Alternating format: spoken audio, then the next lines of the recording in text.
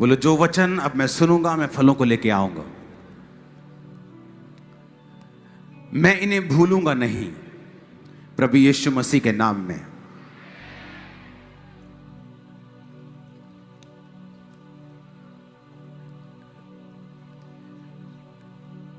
अपने पड़ोसी को बोलो जो कुछ तू सुनेगा उसे नोट करना। आमीन। रोमियो 8 उसकी 12 आयत में लिखा है, पढ़ेंगे स्क्रीन के ऊपर। क्या क्या लिखा है पढ़ेंगे सभी, आप पढ़ेंगे 1 2 3 के बाद 1 2 3।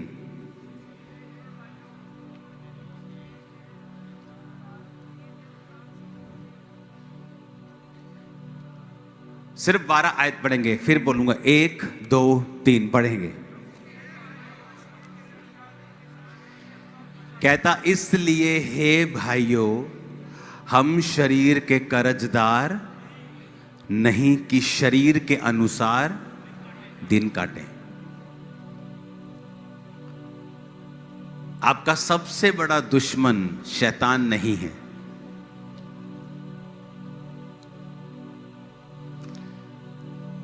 लोग बोलते हैं एक बार शैतान परमेश्वर के सामने गया, कहता तेरे लोग बहुत खराब है, कहता छींक भी आए, कहता मेरा नाम लगा देते हैं कि शैतान ने कर दिया। कहता मैं तो इन्हें तो लागे भी नहीं लगता इन्हें,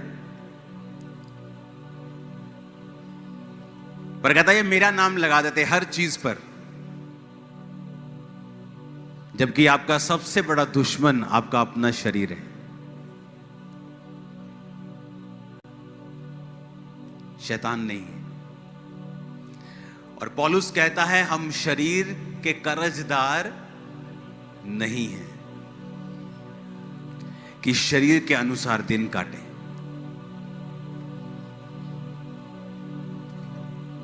जब ये सेवकाई स्टार्ट हुई, अब ये सेवकाई जब चल रही है,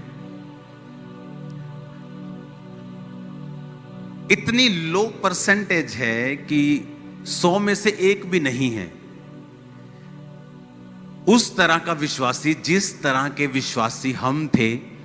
हमारी टीम जब चलती थी परमेश्वर में, दिखते नहीं विश्वासी वैसे। पूछो रोजे रखते हो? नहीं, हफ्ते में 1 बार।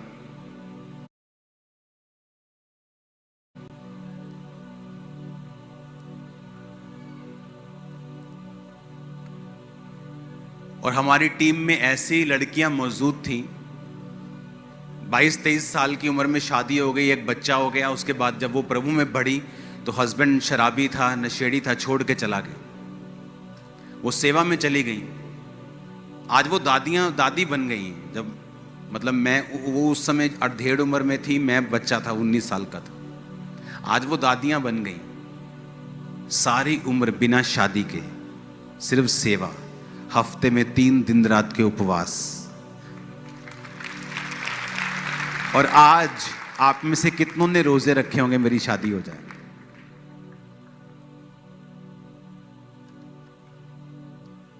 और उसको बोलते थे शादी कर लो सिस्टर। नहीं, शादी करूंगी तो सेवा से थोड़ा हट जाऊंगी, शादी नहीं करना। पवित्रताई में, प्रेयर में, उपवास, हर हफ्ते 3 दिन रात के उपवास। और हमारी टीम का हाल ऐसा था, जब हम सोमवार, मंगलवार, बुधवार, वीरवार, शुक्रवार 4-5 दिन लगातार खा लेते थे ना, तो ऐसा लगता था कि शरीर की इच्छा पूरी कर रहे हैं।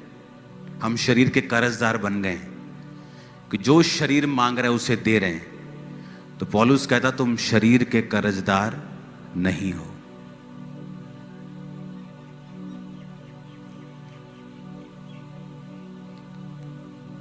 और उसी टीम में लड़कियां होती थी, 40 रोजे रख के प्रार्थना करती थी मेरा हस्बैंड मुझे मिले, प्रभु मेरे हस्बैंड का इंतजाम कर।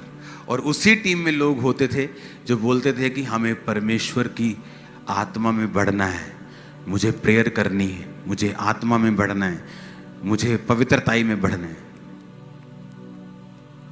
और यही फर्क था, जिन्होंने हजारों लाखों करोड़ों रूहें बचाई और जो आज भी वो लड़कियां उसी लेवल पे मौजूद हैं जहां पे परमेश्वर उनकी लाइफ में काम नहीं कर रहा। क्यों? तुम शरीर के अनुसार, 13 आयत को फिर पढ़ेंगे हम। कहता तुम शरीर के अनुसार चलोगे तो क्या होगा? आयत को फिर से पढ़ेंगे स्क्रीन के ऊपर। क्योंकि तुम शरीर के अनुसार दिन काटोगे तो क्या होगा? बोलो, पढ़ो उधर, क्या होगा? नहीं, ऊंचा बोलो, ऊंचा बोलो। कहता इस शरीर को खिलाओ पिलाओगे, व्यभिचार की इच्छाएं पूरी करोगे तो क्या होगा? तुम कैसे मर जाओगे? तुम्हारा एक्सीडेंट हो जाएगा? नहीं, कहता तुम मर जाओगे आत्मा में। तब वो जीवन जो परमेश्वर ने सोचा हुआ है उससे कट लग जाएगा। एक परिवार है जो परमेश्वर पर चलने से आपको मिलता है, और एक है जो परमेश्वर में चलने पर आपको, नहीं चलने पर आपको मिलता है। वो सिरदर्द वाला है और ये आशीष वाला है। कहता अगर तुम प्रभु में शरीर के अनुसार चलना शुरू कर दोगे तो मर जाओगे। आदम मर गया आत्मा में, शरीर में नहीं मरा। शरीर में तो वो 930 साल का होके मरा। जब वो आत्मा में मर गया तो सब चीजों में मर गया। तब लोग दुखी रहते हैं, मेरा हस्बैंड, ओ मेरी वाइफ, मेरी फैमिली, मेरा फाइनेंस, कुछ भी मेरे काबू में नहीं है, मैं दुखी हूं, मेरी लाइफ में सेटिस्फेक्शन नहीं है। क्योंकि तुम या तो अपने शरीर को सेटिस्फाइड कर लो, तो या वैसा जीवन पालो जैसा प्रभु देना चाहते हैं।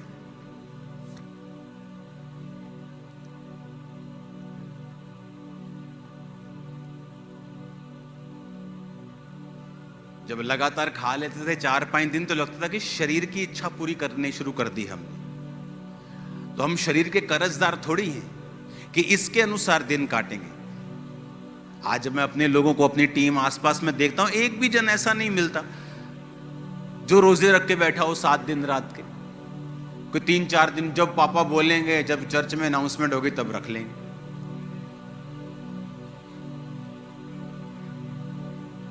कहता अगर तुम शरीर के अनुसार चलोगे तो मरोगे। अब खुद तो कह रहा है वो तुमको, फाइनेंशियली तुम मरोगे, स्पिरिचुअली तुम मरोगे, आत्मा काम नहीं करेगा जीवन में। तुम शरीर के अनुसार चलोगे, फिर तुम्हें बड़ी चर्च चलानी है, फिर तुम फेक मिरेकल भी करोगे, फिर तुम फेक प्रोफेसी भी करोगे, फिर उसको मेंटेन करने के लिए गुंडागर्दी भी करोगे। तुम सब करोगे भाई, क्योंकि तुम मर चुके हो, तुम आत्मा में मर चुके हो, क्योंकि तुम शरीर के अनुसार चले। तो यीशु ने कहा तुम शरीर के अनुसार चलोगे तो मरोगे। फिर आगे कहता यदि आत्मा से देह की क्रियाओं को मारोगे तो जीवित रहोगे। आत्मा से देह की क्रियाओं को मारोगे तो क्या होगा? जीवित रहोगे। टीवी देखने का दिल कर रहे हैं,